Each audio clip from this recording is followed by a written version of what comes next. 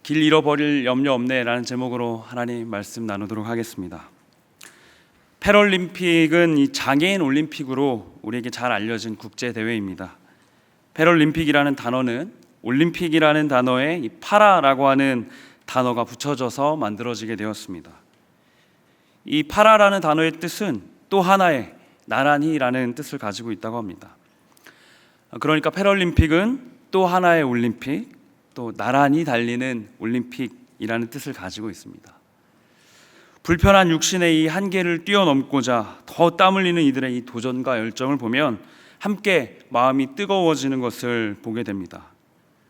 나란히 달린다는 그 이름의 뜻처럼 패럴림픽 가운데서도 시각장애인들의 육상 경기는 대단히 인상적인 종목이라고 할 수 있겠습니다. 시각장애인들이 육상 경기를 하기 위해서는 매우 특별한 조건이 필요한데요, 그것은 바로 옆에 있는 것처럼 가이드 러너가 반드시 필요하다라는 것입니다.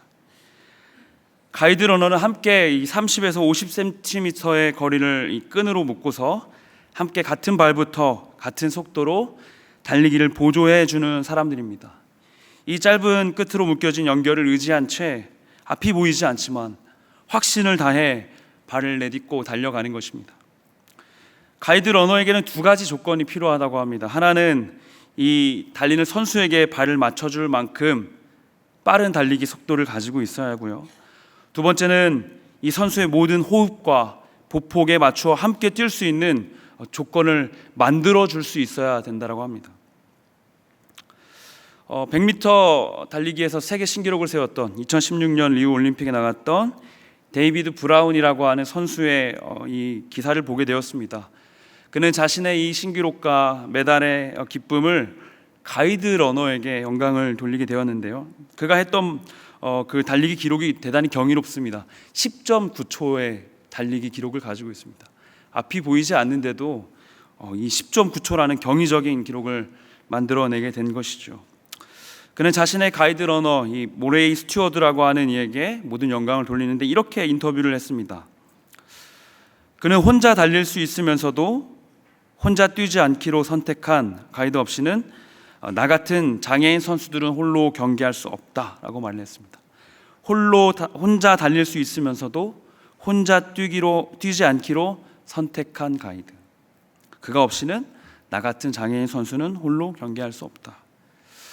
그의 묵직한 소감을 보며 저도 마음에 참 큰 은혜가 되었던 것 같습니다. 우리에게도 신실한 가이드 러너가 계시는데, 우리보다 더 빠르시고 혼자 뛰실 수 있는 분이시지만 우리를 위해 자신의 손을 묶으시고 우리와 같은 걸음으로 우리 혼자서는 절대로 할 수 없는 일을 만들어내시는 그분이 계시는데, 나는 지금 그분께 영광을 돌리고 있는 삶을 살아가고 있을까? 그것도 아니라면 나는 그분을 잘 따라가는 삶을 살고 있긴 한 걸까? 질문을 던져보게 되었습니다. 오늘 우리가 함께 읽은 이 베드로전서는 우리가 던진 이 질문에 대한 답을 생각해 보게 해줍니다. 말씀을 함께 살펴보며 우리가 함께 따라가야 할 우리의 가이드 러너 되신 그리스도, 우리가 영광 돌릴 유일한 주님을 함께 찾고 고백하는 은혜가 주어지기를 소망합니다. 베드로전서를 읽기에 앞서 세 가지 특징을 유의해 보아야겠습니다. 먼저는 오늘 우리가 읽은 이 문단, 베드로가 그 당시에 가정을 돌보던 집에 그 하인들에게 써졌다는 것을 알아야 됩니다. 사환들이라고 표현을 했는데요, 아직은 노예제도가 유효한 시기였기 때문에 베드로는 이들을 단순히 종이라는 표현보다 조금 더 격을 높여서 사환이라는 표현으로 이 하인들을 위해서 말씀을 적었습니다. 누군가의 아래에서 일을 하는 이 모든 이들의 일을 다 망라한 것이라고 할 수 있겠죠. 그렇다면 오늘을 살아가는 우리 모두에게도 누군가의 아래에서 일하는 우리 모두가 또 동일하게 적용되는 말씀이라고 할 수 있겠습니다. 둘째는 이것입니다. 베드로전서는 복음서와 함께 읽을 때 더 입체적으로 읽을 수가 있습니다. 복음서에 나타난 그 설익은 베드로의 모습과 이제는 교회의 영적인 어른이 되어서 교회를 위해 전하는 그의 겉면이 아주 절묘하게 또 입체적으로 말씀을 이해하게 만듭니다. 연약한 우리의 모습과 또 언젠가는 주 안에서 자라갈 우리의 모습을 함께 상상해 보며 읽을 수 있는 것이 이 베드로전서의 그 즐거움인 것 같습니다. 세 번째는 베드로가 예수님을 직접 본 사람이라는 것입니다. 그가 말하는 예수님은 자신이 직접 보았던 예수님에 대한 설명들이 기초해 있습니다. 베드로전서의 수신자는 갑바도게아와 본도 갈라디아 사람들이라고 말하고 있는데, 이들은 사도행전 2장에 성령께서 강림하실 때 그 역사 가운데 처음 복음을 접했던 사람들입니다. 그래서 이들은 실제 예수를 보지 못했던 사람들인 것이죠. 베드로도 이들에 대해서 1장 8절에서 이렇게 이야기하고 있습니다. 너희가 그리스도를 보지 못하였으나 사랑하고 있다. 그런 그들에게 주님과 함께 살았던 이 베드로의 삶은, 베드로의 고백은 큰 도전과 위로로 다가왔을 것입니다. 오늘 우리에게도 그리스도를 직접 보고 그분께 배운 삶의 모습의 은혜가 주어지기를 소망합니다. 믿음의 삶을 살아가는 우리에게 지금 가고 있는 길이 옳은 길인지에 대한 의심이 들 때가 있습니다. 마치 길을 잃은 것 같은 기분이 들 때가 있습니다. 선을 행하고 있음에도 나아지지 않는 나의 상황과 변하지 않는 나의 성숙을 볼 때 저 세상의 탁월함과 화려함 앞에 과연 내가 옳은 길을 가고 있는 것인지 길을 잃은 것 같은 기분이 들기도 합니다. 반대로 죄의 지배 가운데 살아가고 있는데도, 죄의 지배 아래 살아가고 있는데도 아무렇지 않게 그 죄의 세력 가운데 빠져들어가서 길을 잃고 주님을 떠나버리는 결과가 있지는 않은지 생각해 보게 됩니다. 오늘 베드로전서는 우리가 나아가야 할 이 길에 대해서, 이 길이 어떤 길인지에 대해서 자세히 설명해 주고 있습니다. 우리와 같은 고민 속에 있던 사환들, 그 하인들, 그리고 그 시대 속에서 누군가를 위해 살아가고 있던 수많은 사람들의 고충과 그들의 억울함들 앞에서 베드로는 위로와 도전을 통해 이 길에 대해서 설명을 해주는 것입니다. 21절은 이렇게 말합니다. 이를 위하여 너희가 부르심을 받았으니 그리스도도 너희를 위하여 고난을 받으사 너희에게 본을 끼쳐 그 자취를 따라오게 하려 하셨느니라. 아멘. 고난 가운데 살아가는 너희의 삶이 무겁고 힘들지라도 걱정하지 말 것은 오히려 너희가 이것을 위하여 부름을 받았다는 것입니다. 그리스도께서도 그 고난의 길을 가셨고, 그리고 지금 우리도 그 길을 함께 따라오길 원하신다. 베드로는 자신이 보았던 주님의 고난의 길과 자기에게 십자가를 지고 따라오라 말씀하셨던 그 주님의 음성을 똑똑히 기억하고 있습니다. 그리고 그 음성을 등에 업고 자신도 이와 같이 고백하는 것이죠. 사랑하는 성도님들, 오늘 우리에게도 이 베드로와 같은 확신의 고백이 주어지기를 주님의 이름으로 축원합니다. 삶의 방황 속에서 믿음의 길을 찾는 방법은 그리스도를 따라가는 것입니다. 주님의 우뚝 선 십자가는 우리가 나아가는 길이 틀리지 않았음을 날마다 깨닫게 하는 이정표가 되어 주십니다. 그리스도를 따라가는 인생은 길을 잃어버릴 수가 없습니다. 그분은 우리의 모범 본이 되셨고, 그분은 우리가 따라갈 자취를 남기셨습니다. 오늘 말씀을 통해 인생의 길을 붙잡고 그리스도를 따라가는 방법에 대해서 두 가지의 도전을 함께 나눠보기를 소망합니다. 먼저 우리가 주목할 첫 번째 도전은 이것입니다. 첫째는 종이신 그리스도를 따라가는 것입니다. 종이신 그리스도를 따르라. 베드로는 억울하게 고통받는 이 사환들에게 다음과 같은 권면으로 나아갑니다. 19절과 20절인데요. 부당하게 고난을 받아도 하나님을 생각함으로 슬픔을 참으면 이는 아름다우나 죄가 있어 매를 맞고 참으면 무슨 칭찬이 있으리요. 그러나 선을 행함으로 고난을 받고 참으면 이는 하나님 앞에 아름다우니라. 선을 행함으로 받는 고난을, 그것을 받고 참으면 이는 하나님 앞에 아름답다라는 것입니다. 하나님 안에서 고난의 시간을 살아가는 그리스도인의 모습은 두 가지 조건이 따릅니다. 하나는 고난 앞에 인내하고 있는가, 고난 앞에 인내하고 있는가. 다른 한 가지는 그 가운데 선을 행하고 있는가.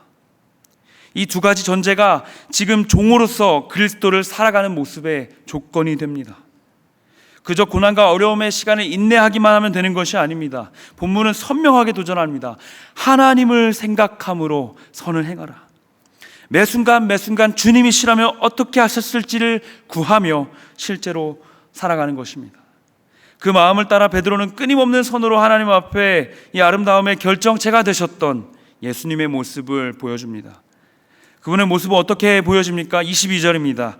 그는 죄를 범하지 아니하시고 그 입에 거짓도 없으셨다. 그분의 반응은 무엇이었습니까? 23절입니다. 욕을 당하시되 맞대어 욕하지 아니하시고 고난을 당하실 때 위협하지 아니하시고 오직 공의로 심판하시는 이에게 부탁하셨다. 핵심은 무엇입니까? 예수께서는 그저 반응이 없으신 것이 아닙니다. 그분의 선하심은 치열하게 그 선을 행하는 자리에 있었습니다. 오직 공의로 심판하시는 하나님께 이 모든 상황을 맡기심으로 나아갔다라는 것입니다. 여기서 맡기셨다라는 단어는 항복하다, 포기하다, 완전히 맡겼다라는 뜻을 가지고 있습니다. 이 말씀을 붙잡은 우리에게 이 도전이 주어질 때 참 쉽지가 않습니다. 억울함과 이 비참한 상황 속에서 반드시 이루어져야 할 정의가 필요하고 또 말해야 될 것들도 말해야 하고 싸워내는 도전들이 우리 삶에 필요하기 때문입니다. 본문은 우리가 아무것도 하지 말라고 하진 않습니다. 끝까지 포기하지 않고 선을 행함으로 나아가라고 도전하고 있는 것입니다. 끝까지 포기하지 않고 선을 행함으로 인내하는 것, 그 마침표에 대해서는, 그 결정과 결과에 대해서는 모든 공의와 정의의 심판자 되시는 하나님께 맡겨드리자 말하는 것입니다. 성숙한 그리스도인의 해결 방법이 주님의 모습을 따르는 것이라면 오늘 우리의 인생 가운데서 또 동일하게 이 도전이 주어지기를 소망합니다. 내가 해결하지 않기를 원합니다. 예수께서는 우리로 세상과 싸우는 검을 주시기 위해 오셨다고도 말하셨습니다. 그러나 베드로도 이 말을 알고 있었지만, 누구보다 그 고난을 힘들어했던 베드로였지만 주의 말씀을 고백하는 것입니다. 마태복음 16장에서는 예수님께서 자신의 순환 받으실 것, 십자가에 지실 것을 예고하실 때 누구보다 거세게 비난했던 것이, 항거했던 것이 베드로였다라고 말하고 있습니다. 그러나 결국 그는 주님의 십자가를 보았고, 주님께서 그 십자가가 하시는 말씀을, 십자가를 통해 하시는 말씀을 보았고, 그는 예수님을 체포하는 이들 앞에 검을 빼어 들었지만 예수께서는 오히려 자신을 체포하는 이들의 귀를 고쳐주시는 그 십자가의 행동을 보게 되었습니다. 그러하기에 아프고 쓰리지만 그럼에도 불구하고 주님처럼 우리도 그 삶을 한번 선택해 보자라는 것입니다. 주님께서 이루신 궁극적인 목적은 무엇이었습니까? 우리 24절을 같이 보겠습니다. 함께 한번 읽어보겠습니다. 시작. 친히 나무에 달려 그 몸으로 우리 죄를 담당하셨으니 이는 우리로 죄에 대하여 죽고 의에 대하여 살게 하려 하심이라. 아멘. 주님께서 이루신 궁극적인 목적은 죄에 대하여 죽고 의에 대하여 살게 하시려는 것입니다. 이미 죄로 인해 죽었던 우리에게 새롭게 주어진 생명의 삶, 다시는 이전과 같은 방법과 방식이 아닌 새롭게 살아가는 삶의 방식이라는 것입니다. 그리스도는 친히 그들에게 종의 모습이 되어서 종의 모범을 보여주십니다. 종은 선택하지 않는 것이죠. 종은 주어진 일을 행할 뿐인 것이죠. 종으로서 살아가는 그들의 삶에 새로운 삶의 방법이 시작되었음을 보여주십니다. 이제 우리의 삶에도 이 종의 모범을 적용해 보길 원합니다. 오늘 우리에게 필요한 이 종 대신 그리스도의 삶은 영적인 무던함입니다. 영적인 무던함. 가정과 직장과 학업의 자리, 또 공동체 가운데서 우리에게 이 영적인 무던함의 은혜가 주어지기를 소망합니다. 상황이 주어졌을 때, 어려움이 주어졌을 때 그것을 무시할 수 있는 힘, 그것을 외면할 수 있는 힘, 그것을 무던하게 둔감하게 지나갈 수 있는 힘을 구하는 것입니다.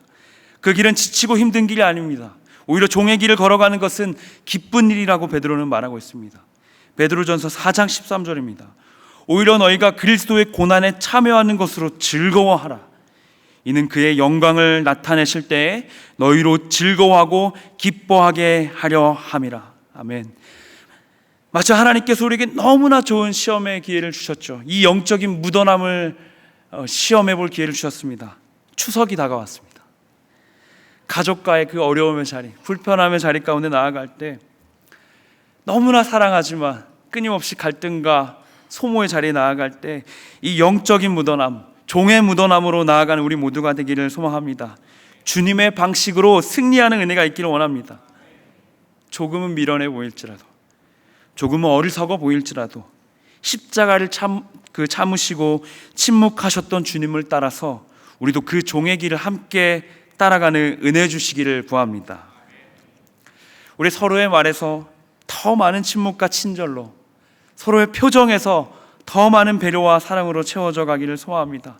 그 가운데 그리스도의 영광이 나타나고 그때 우리는 그 삶을 통해 즐거움과 기쁨이 넘치는 도전이 주어질 줄로 믿습니다.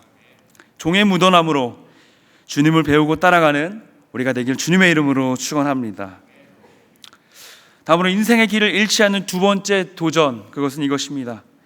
목자이신 그리스도를 따라가는 것입니다. 목자이신 그리스도를 따르라. 24절은 또 다른 그리스도의 모습을 우리에게 이렇게 소개합니다. 24절입니다. 친히 나무에 달려 그 몸으로 우리 죄를 담당하셨으니 이는 우리로 죄에 대하여 죽고 의에 대하여 살게 하려 하심이라. 그가 채찍에 맞음으로 너희는 나음을 얻었나니. 그가 채찍에 맞음으로 너희는 나음을 입었다. 베드로는 이사야 53장의 말씀을 인용하여 고난받는 종이신 예수님을 묘사하고 있습니다. 이사야 53장 5절에 이렇게 말합니다. 그가 찔림은 우리의 허물 때문이요 그가 상함은 우리의 죄악 때문이라. 그가 징계를 받음으로 우리는 평화를 누리고 그가 채찍에 맞음으로 우리는 나음을 받았도다. 그를 통하여 우리는 평화를 누리게 되고 그를 통하여 우리는 나음을 얻는다. 그리스도의 고난은 단순한 처벌로, 징계로 끝나는 것이 아닙니다. 그리스도의 죽음과 부활로 그 부활의 은혜를 입은 우리는, 그 죽음의 은혜를 입은 우리는 이전과는 다른 더 나은 삶의 제시가 주어진 것입니다. 주님의 십자가는 우리를 이전과는 다른 삶으로 살아갈 수 있게 하셨습니다. 그렇다면 이전의 상태는 어떤 상태였습니까? 이사야 53장 6절은 이전의 우리의 상태를 이렇게 묘사합니다. 우리는 다 양 같아서 그릇 행하여 각기 제 길로 갔거늘 여호와께서는 우리 모두의 죄악을 그에게 담당시키셨도다. 우리의 이전 상태는 하나님과 완전히 다른 방향을 쫓아 치달아가던 상태입니다. 다른 구약 성경에서 이 그릇 행하여 제 길로 갔다라는 단어는 이렇게 표현됩니다. 속여 꾀임을 당하여 방황하고 있다. 꾀임을 당하고 방황하고 있는 상태. 죄와 악의 지배 아래 연약하고 볼품없는 우리의 모습을 보여줍니다. 우리는 늘 길을 잃을 수밖에 없는 존재들입니다. 길을 가다가 속여 꾀임을 당하고 방황할 수밖에 없는 것이 우리이죠. 그러나 그리스도의 십자가는 그 속임과 꾀임에 넘어지는 양과 같은 우리를 다시는 길을 잃지 않은 존재로 살아가게 하셨습니다. 그 모습은 이와 같이 묘사됩니다. 25절을 우리 함께 선포하며 한번 읽어봤으면 좋겠습니다. 25절입니다. 시작. 너희가 전에는 양과 같이 길을 잃었더니 이제는 너희 영혼의 목자와 감독 되신 이에게 돌아왔느니라. 아멘. 사랑하는 성도님들, 더 이상 우리가 길을 잃지 않을 수 있는 것은 우리의 영혼의 목자가 계시기 때문인 줄로 믿습니다. 우리가 이제 그분께 돌아온 인생이 되어 살아가는 것입니다. 그분은 우리의 전 인생을 걸어도 될 만한 분이 되십니다. 베드로는 주님의 말씀을 떠올리며 이 문장을 한 문장 한 문장 적었을 것입니다. 베드로를 통해 고백되는 이 영혼의 목자라는 이 단어 하나에 그분의 신실함, 복음서에서 말씀하셨던 주님의 모든 이야기가 담겨져 있습니다. 그 목자는 어떤 분이십니까? 누가복음 15장 4절입니다. 너희 가운데서 어떤 사람이 양 100마리를 가지고 있는데 그 가운데서 한 마리를 잃으면 99마리를 들여두고 그 잃은 양을 찾을 때까지 찾아다니지 않겠느냐. 우리의 영혼의 목자 되신 그분은 자신의 양을 끝까지 찾아가시는 분입니다. 단 한 마리의 길 잃은 양을 찾으시는 분이신 줄로 믿습니다. 그냥 찾으시는 것이 아닙니다. 찾을 때까지 찾아가신다고 말합니다. 베드로가 기억하는 목자는 여기서 멈추지 않습니다. 요한복음 10장 14절에서 15절입니다. 나는 선한 목자라. 나는 내 양을 알고 양도 나를 아는 것이 아버지께서 나를 아시고 내가 아버지를 아는 것 같으니 나는 양을 위하여 목숨을 버리노라. 베드로의 선한 목자는 자기 양을 위해서 목숨을 버리기까지 사랑했다고 말합니다. 세상 어떤 가축이 사람의 목숨보다 소중할까요? 그러나 우리를 사랑하시는 목자는 자기의 양들을 위하여 목숨을 버리시기까지 사랑하시고 그 사랑의 은혜를 더하십니다. 자신의 지으신 피조물과 같은 인간을 위해서 창조주가 목숨을 버리신다는 것입니다. 그 사랑의 은혜를 더하시는 것입니다. 주님의 십자가는 자기의 양을 위해 생명을 아끼지 않았던 한 목자의 사랑의 실제가 되어 주십니다. 사랑하는 성도님들, 오늘 이곳에 예배하는 우리 모두의 심중에 이 목자의 만지심이 주어지기를 간절히 소망합니다. 우리 각 사람을 절대로 놓지 않으시고 붙드셔서 오늘 이곳까지 인도하신 줄을 믿습니다. 우리의 삶이 각박하고 억울하고 이해되지 않는 갈등 속에 언제든 놓여 있을지라도 두렵고 떨리지 않는 것은 단 한 마리의 양이라도 할지라도 찾을 때까지 찾으시고 자기 목숨을 버리기까지 사랑하시는 목자가 계시기에 우리는 길을 잃어버리지가 않습니다. 길을 잃어버릴 수가 없습니다. 그 소망의 은혜가 우리의 평생에 이어지길 주님의 이름으로 축원합니다. 목자의 사랑을 듬뿍 받는 양에게 주어진 한 가지 더 큰 축복이 있습니다. 그것은 바로 이것입니다. 요한복음 10장 16절입니다. 또 이 우리의 들지 아니한 다른 양들이 내게 있어 내게 인도하여야 할 터이니 그들도 내 음성을 듣고 한 무리가 되어 한 목자에게 있으리라. 목동이 양을 치는 장면을 떠올려 보게 되면 우리는 종종 양치기 개가 양을 뒤쫓는 그런 장면을 상상해 보게 됩니다. 그러나 실제 중동 일대에서 목양의 방식은 그와 같지 않습니다. 우리가 떠올리는 그 양치기 개의 방식은 서양의 목축 방식이라고 합니다. 오히려 중동 지방의 목양의 방식은 목자의 음성을 따라서 양을 치는 것이라 합니다. 편지의 수신자들은 목자의 음성을 따라 오가는 양의 모습을 상상했을 것입니다. 그 말씀 앞에 자신을 빗대어 그 말씀 앞에 자신의 주님의 음성에 따라 움직이는 스스로를 생각했을 것입니다. 그러하기에 성경에 나타난 이 목양의 모습은 목자의 음성을 따라 친밀한 인도하심이 있는 것입니다. 베드로에게 주어진 또 다른 사명, 그 음성을 따라가다 보면 자신도 누군가의 목자로 서는 것입니다. 베드로전서 5장 2절 4절은 이렇게 말합니다.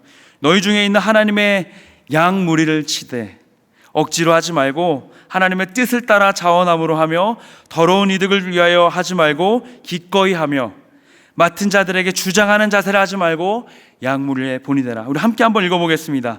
그리하면 목자장이 나타나실 때에 시들지 아니하는 영광의 관을 얻으리라. 아멘. 목자이신 그리스도를 따른다는 것은 목자의 음성을 따라 살아가는 것이고 또 다른 누군가에게 목자로서 살아가는 것이기도 합니다. 저희의 개인적인 이야기를 하나 하자면 저희 아버지는 개척교회에서 지금 목회를 10년째 하고 계십니다. 그래서 그곳에서 아버지를 함께 돕고 그 양들을 함께 섬기던 시간들이 있었는데요. 감사하게도 저희 집에 남동생이 하나 더 있는데 그 남동생도 목사가 되었습니다.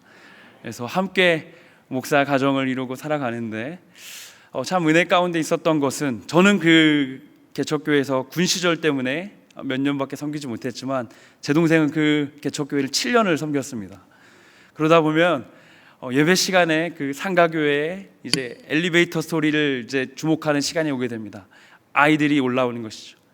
1층에서부터 띵동 소리와 엘리베이터가 올라오면 이 아이가 언제 들어오나 안 오나 엘리베이터만 쳐다봅니다. 목사님은 설교를 하시는데 저희 둘은 뒤에 앉아서 아기가 누가 오는지만 쳐다봅니다.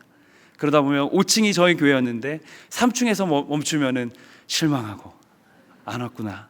그러다가 5층이 엘리베이터가 도착하고 아이가 뭐라고 막 소리를 지르면서 뛰어내립니다. 예배 시간인 거 상관없습니다. 그냥 자기 하고 싶은 말 하면서 뛰어내립니다. 근데 그 아이가 어찌나 반가운지, 그 아이의 그 한 영혼의 마음이 어찌나 반가운지. 시간이 지나서 저도 참 귀한 부서를 섬기고 있고 제 동생도 귀한 부서를 목양하고 있지만 저희 둘이 종종 만나며 하는 얘기가 있습니다. 그때 그 엘리베이터의 그 한 영혼, 그 꼬마 아이의 마음을 잊지 말자.